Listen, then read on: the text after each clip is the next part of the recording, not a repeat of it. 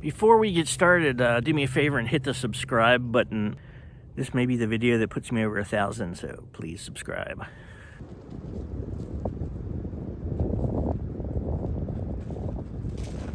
A few months ago, Prepared Pathfinder, who, if you don't know him, is a former British Pathfinder who does YouTube videos. He did a series of videos on the layers, which inspired me to do the same thing for the American equivalent. But he talked about the inner layer being the uniform, the middle layer being the load-bearing equipment, and the outer layer being the rucksack. And then he went through all the equipment that he carried to the field. And what I wanted to do as an American soldier was to emulate the kit that he laid out in that video, gather it all, and then take it camping. So we're just basically out here camping, trying to be a little bit tactical, but not really doing anything military, just trying out all the British kit and seeing how we like it. Here's my packing list, and I'll just leave it on the screen for a few seconds so you can hit pause and take a screenshot.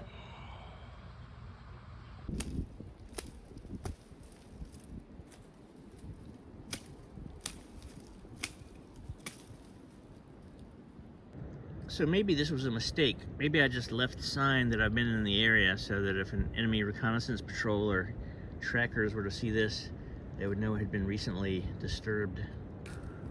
For my shelter tonight, I have the British Army Basha, and I've set it up in a plow point configuration because it's very windy and very cold. So I've just got it attached to this cedar tree by looping a bungee around it, and I've got like twice as much elastic strength from the bungee. And underneath, I've got a nice place where I can lay in my sleeping bag. One thing that I brought that Prepared Pathfinder didn't have on his list was just the foam sleeping mat. Prepared Pathfinder had an inflatable mat.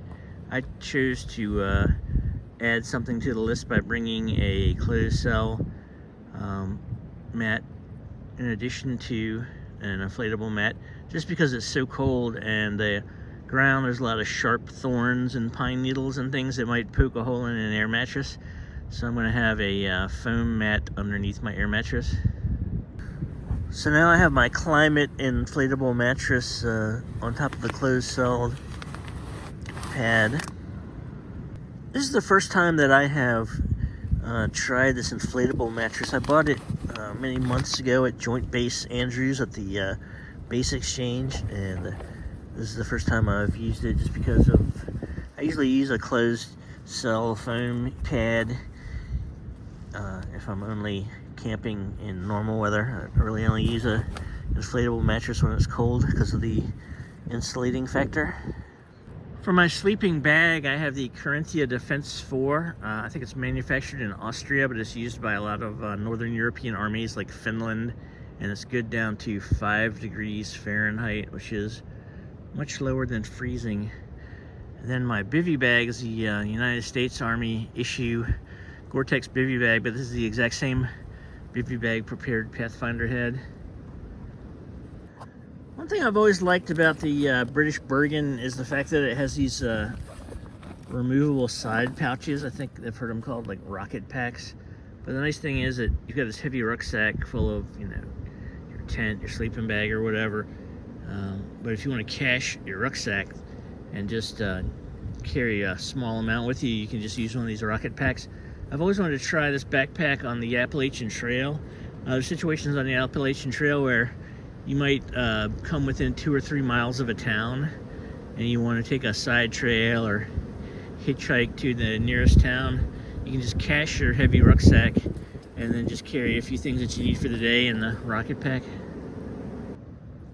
I'm impressed with the late 1990s British load-bearing equipment. It carries the NATO standard magazines, 30 rounds. However, each pouch carries 3 magazines. And instead of having 2 ammo pouches with 3 magazines and 1 in the rifle for a grand total of 210 rounds, you actually are carrying 13 magazines total, 12 in the pouches and 1 in the rifle with the British basic load. So that's 390 rounds. One thing I had this a little different than Prepared Pathfinder. I think he had like a Navy SOG pup or something like that. This is the British Ministry of the Defense knife. British Ministry of Defense knife. It's about a 1/4 inch thick, so it's a really powerful, heavy knife. And my understanding is it's really a basic issue item for a vehicle. It might be carried in a Land Rover or something like that, because it's a very heavy knife, but it's great for chopping. It really is very cold. It's just a couple of degrees above freezing right now, and it's going to get down to perhaps 20 degrees tonight. I didn't have an SA-80, so I had to make do with an M4 carbine. My shelter's fairly well camouflaged, even though it's a bright green DPM. Even in the wintertime, because of all the evergreens, there's a lot of green in the environment. And I deliberately built my shelter in a thicket to block the wind, especially if it shifts, and also for camouflage and concealment. Even though it's very cold and windy, I'm not going to have a fire tonight. A, for tactical reasons, like fire and smoke just attract too much attention. But B, because in this kind of weather, I don't think it really does any good to have a fire. The wind just blows the heat away, so the best thing to do is just to put up a windbreak and get your head down. We're about an hour before dark at this point. I actually like the British water bottle, or water bottle as they call it, better than the American one, just because it has a wider mouth. I actually bought this one in Edinburgh, Scotland. I went up there for the day way back in 1998. And the only thing I don't like about this particular canteen is it came with this plastic canteen cup instead of having a metal one. And of course you can't boil water or anything in a plastic canteen cup. I also like the British canteen pouch slash utility pouch. You can get all kinds of stuff in here. I mean, I put all these Prepared Pathfinder items in here, and I'm still only about half full. Here's the webbing that he uses to make Swiss seats, which is the exact kind of seat that we use to rappel out of helicopters in the air assault school. But I really do like this Ministry of Defense knife. I think it's made in Sheffield, England by J. Adams. This is the authentic thing with the national stock number. I bought this during the pandemic and had a hard time getting it because it had to come from England, and you know how the mail and everything was messed up back then. But it's a good piece of gear, very heavy. Pry bar, chopper, does a lot of things. I'm not sure I would want to carry it on my LBE all the time because it is so heavy. But I think it's normally carried in vehicles. It's funny, I keep calling this LBE, or for load bearing equipment, or LCE for load carrying equipment, because that's what we call it in the United States, but I understand the British call it belt kit, so I'll try to call it that from now on. I really like the British Bosch a lot better than the American poncho. It's a little bit heavier, but that's what makes it good in a way. And this nylon handle here can be used to convert it into a stretcher or a body bag, unfortunately. And yeah, it's much bigger than a poncho, so it's a good piece of gear. I actually worked with the British Army a few times in my career. I think it was 1996. I was the S3 Air of the 1st Battalion, 115th Infantry, which got downsized out of the Army. And we had an exchange with the 3rd Battalion Royal Welch Fusiliers. It's the old spelling, because it's an old and honored unit that fought in the United States during the American Revolution, and surrendered at Yorktown, but was allowed to keep their colors or snuck their colors out or something. I forget the whole story.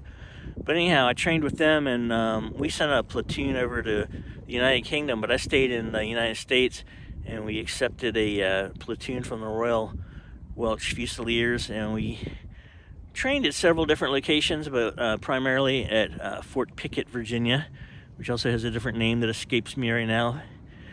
But anyway, I understand the 3rd Battalion Royal Welch Fusiliers is no longer in the British Army, or even the Territorial Army. So, yeah, unfortunately, a lot of units have gotten downsized. The sun has set. Right now, it's about 28 degrees Fahrenheit, and with the wind chill, it feels like 16. It's very bleak, snowy landscape up on the mountain in West Virginia tonight. Well, I'm gonna go ahead and make my way back to my Basha and turn in for the night. I'll see y'all in the morning. So it's the next morning, and I just wanted to share that it's snowing pretty hard. There's some accumulation, even though when I look at my weather app, it says that, you know, just snow flurries. And the funny thing is, for the last 10 days, I've been checking the weather constantly, planning this trip. And the weather forecast has just varied wildly. Like one day I'd look and it was supposed to be 7 degrees Fahrenheit. And the low, I think it was 28 last night, something like that, 26 maybe. But there was never anything about snow.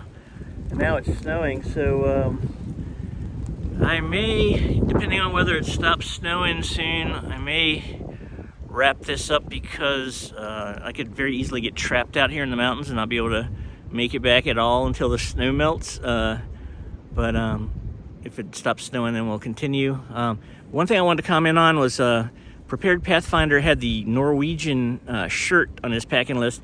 And I remember back in the 80s and 90s when I first got in, there were officers who had that shirt. It was like, I guess the Norwegians came up with it, but all the other NATO armies probably thought it was great and would wear it. So in my case, being an American, I was wearing my battle dress uniform shirt that had, you know, the 4 pockets, and then I would wear something similar underneath.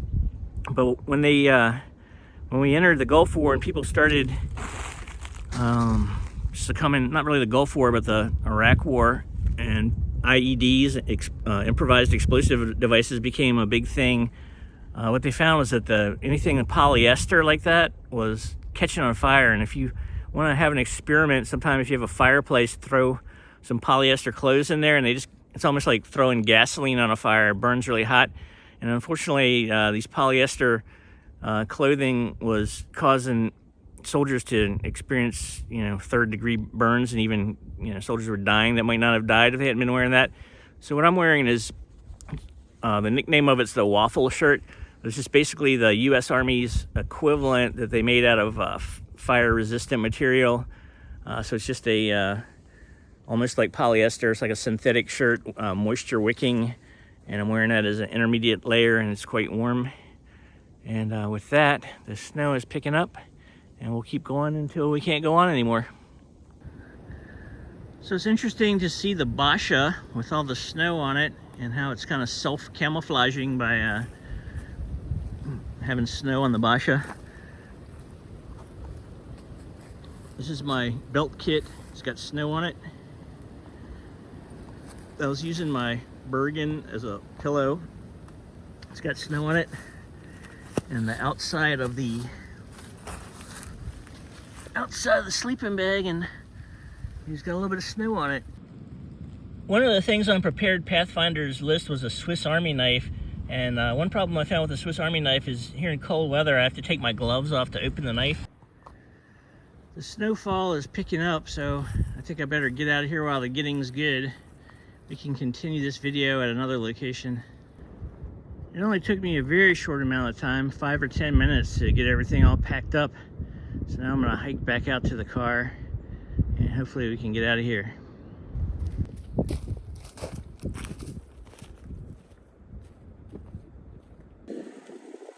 I don't have a Land Rover, but what I do have is a Subaru Forester Wilderness Edition.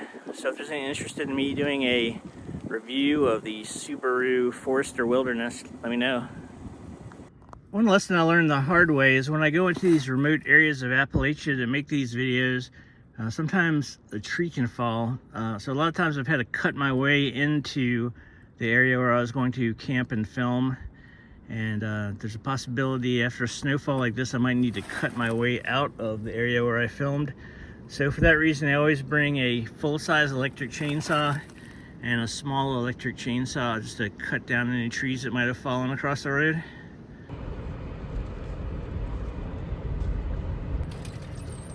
Wow, the roads have not even been touched. It's a good thing I'm leaving now. People can make West Virginia jokes all day, but you can't tell me this isn't beautiful.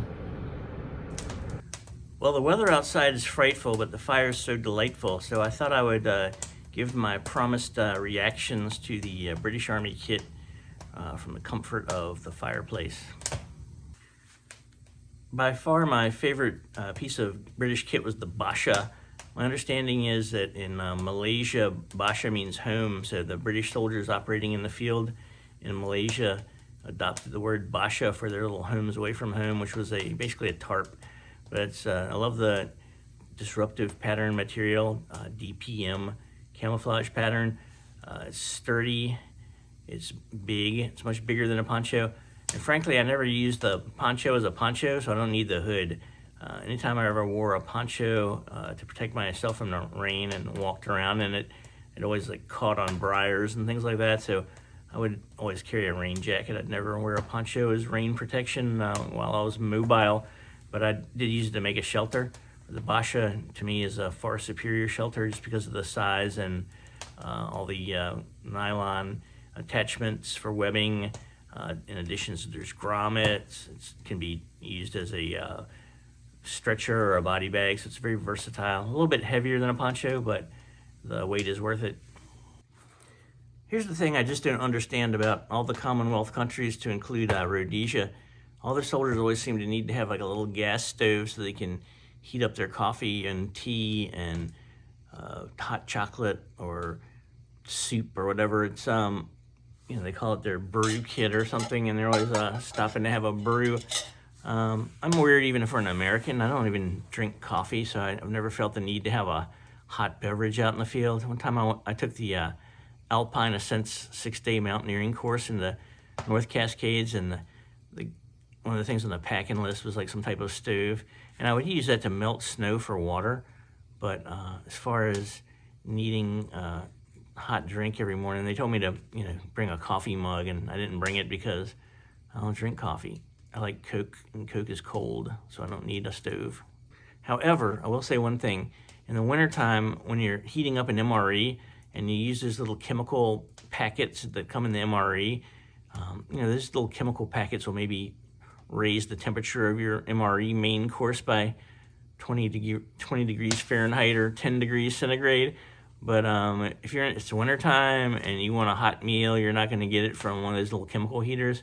So in that case, I have a nice square pot that I can boil water in with a fire or a gas heater, or a hexamine tab, and then it'll actually boil the water, and I can put my MRE bag in there and get it nice and hot no matter how cold it is outside. One of the coolest things in Prepared Pathfinder's video, I thought, was these taking large nails. So instead of having a hexamine cooker, he substituted 3 large nails. And so I went to Home Depot, which is a popular hardware chain in the United States, and I got 3 nails, and I'm gonna try to configure them the way Prepared Pathfinder did as a improvised hexamine cooker. These nails only cost 30 cents a piece, so I got 4 of them for $1.20 and 90 cents for 3. You can set the metal canteen cup right on top of the nails and put a hexamine tab underneath, and you can boil your water. The first aid kit that the Americans carry and the one that the British carry are almost identical. The only difference I noticed was the Americans have replaced the oropharyngeal airway, or J-tube, with the nasal pharyngeal airway. And this is also called a nasal trumpet. And it's basically goes up your nose, and it comes with a little packet of sterile KY jelly, and it's lubricated and shoved up the patient's nose, and that keeps their nasal airway open. If you hear barking in the background, that's my highly trained Catahoula leopard beagle. And everybody, say hello to the audience. Yay! One piece of gear that's near and dear to my heart is the Swiss seat, which Prepared Pathfinder carries nylon webbing. The length of my nylon webbing is about 12 feet, which I think is about average for soldiers. But I'll just show you how that works. The Swiss seat can be used as a harness for rappelling, and I've rappelled out of helicopters with this, completely safe.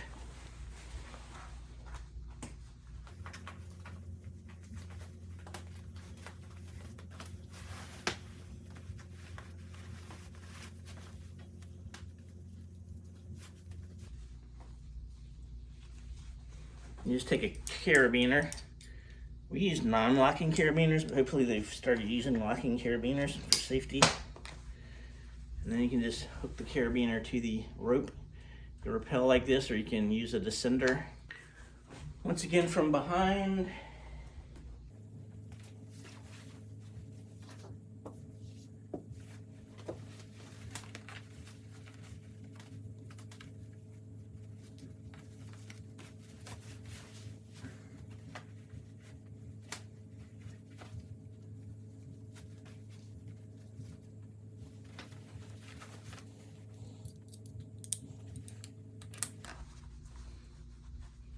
A trained soldier can put a Swiss seat on just as quickly as a climber can put a climbing harness on. If you'd like to see a more detailed video about rappelling with the Swiss seat, let me know in the comments, and we'll go to some place where we can do that. Let's talk about headgear. I brought up several different types of headgear on this trip, but the only one I wore was this balaclava. This is very nice. It's made out of merino wool, so it's very warm even if it gets wet, but it's not itchy. And sometimes you might have noticed I just inverted it like this and turned it into a just a regular watch cap or toboggan or whatever you want to call it. Another piece of gear that was mentioned in the Prepared Pathfinder video is a shamag. And this one's not camouflage, it's a Jordanian type one in honor of one of my best friends who's a Jordanian American. But I went on a desert survival course with Cody Lundeen, and the shamag was one of the few things I was allowed to have.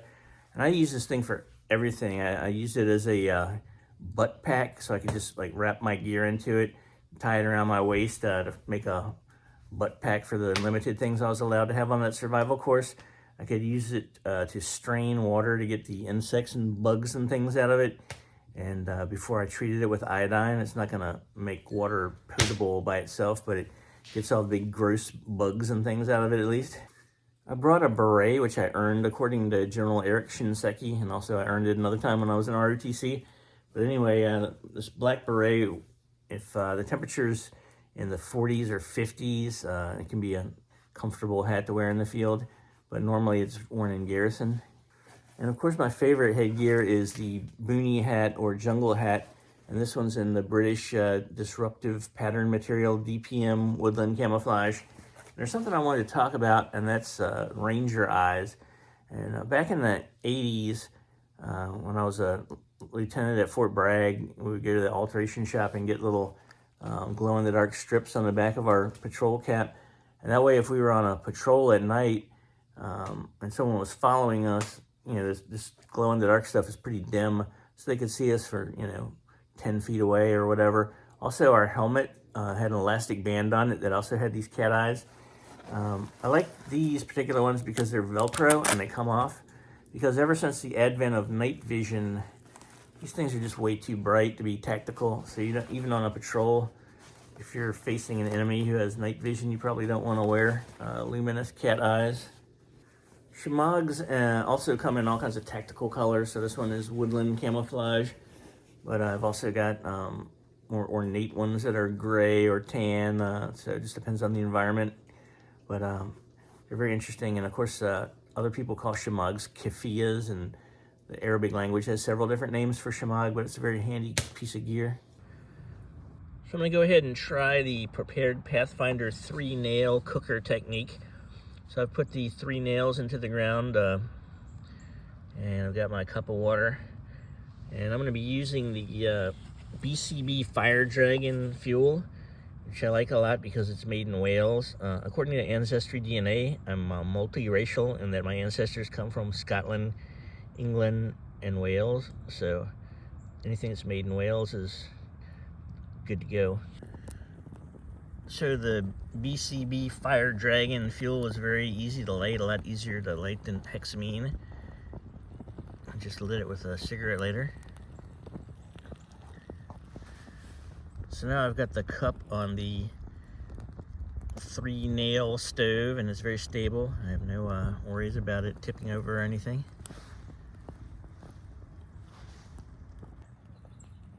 Honestly, these 3 nails are probably about as heavy as the BCB cooker. But the thing I like about the nails is they're multi-use, so you could use them for tent pegs, or you could drive one into a tree to hang your rucksack on it. So you have multiple uses, even though the weight saving is not really significant. The other thing about this fuel is if you want to keep it going longer, you can just put some twigs in there and they'll catch on fire and add to the heat. So far it's been about 3 minutes, and by looking at it, the water's steaming. It's certainly hot enough for tea or coffee. It's not boiling yet. You can see the twigs have caught right on fire. I could keep adding twigs to it and keep the fire going as long as I wanted to. You know, you could probably throw these nails like a bow shuriken as an improvised weapon of last resort. Oh yeah, that's hot. Not boiling, but certainly hot enough for tea or hot cocoa or coffee. All right, it's just about burning out after 5 minutes, and I have mixed in some cocoa beverage powder, and I'm gonna have a nice hot cocoa. Cheers, my friends, and let me know in the comments what other content you'd like to see on this channel.